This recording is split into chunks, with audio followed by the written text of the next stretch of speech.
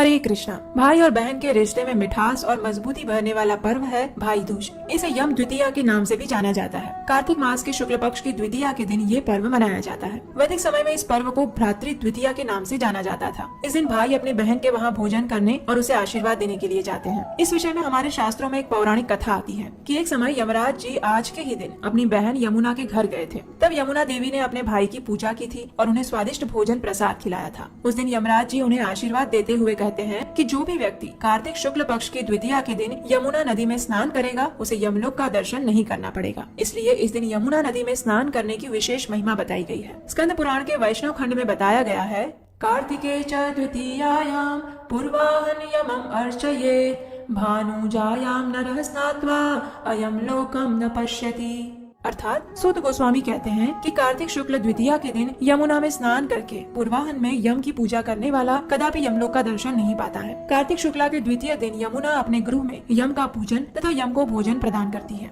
स्कंद पुराण में इस यम द्वितीया का पालन करने की विधि कुछ इस प्रकार बताई गई है। द्वितीया की तिथि को ब्रह्म मुहूर्त में उठकर मनुष्य को अपने स्नान इत्यादि कर्मों से निवृत्त होना चाहिए। अपने मन में परम भगवान श्री कृष्ण का स्मरण और अपने लिए हितकर बातों का चिंतन करना चाहिए। भगवान श्री हरि की पूजा आराधना करने के बाद हरे कृष्ण महामंत्र का अधिक से अधिक मात्रा में जप करना चाहिए। तत्पश्चात स्वच्छ वस्त्र आभूषण धारण करके यदि संभव है तो औदुंबुर वृक्ष के नीचे जाकर अष्टदल कमल बनाकर उसमें भगवान श्री नारायण की पूजा करनी चाहिए। उन्हें चंदन, अगरू, धूप, दीप, पुष्प, नैवेद्य और नारियल अर्पित करें और फिर ब्राह्मण को गाय का दान दें। यदि गाय का दान देना संभव नहीं है तो अपनी क्षमता अनुसार कुछ भी दान दे सकते हैं। तत्पश्चात अपने परिवार के वरिष्ठ लोगों को प्रणाम करके उनके आशीर्वाद लें और फिर पुरुष को अपनी बहन के घर जाना चाहिए। बहन को अपने भाई का तिलक, अक्षत आदि से स्वागत करना चाहिए। उसे भगवान को अर्पित भोजन प्रसाद खिलाना चाहिए और भाई अपनी क्षमता अनुसार बहन को आशीर्वाद और वस्त्र, अलंकार इत्यादि प्रदान कर सकते हैं। जो भी व्यक्ति इस प्रकार यम द्वितीया का पालन करता है वो अपमृत्यु से मुक्त हो जाता है और पुत्र, पौत्र आदि से संपन्न होता है। जीवन के अंत में मोक्ष प्राप्त करता है।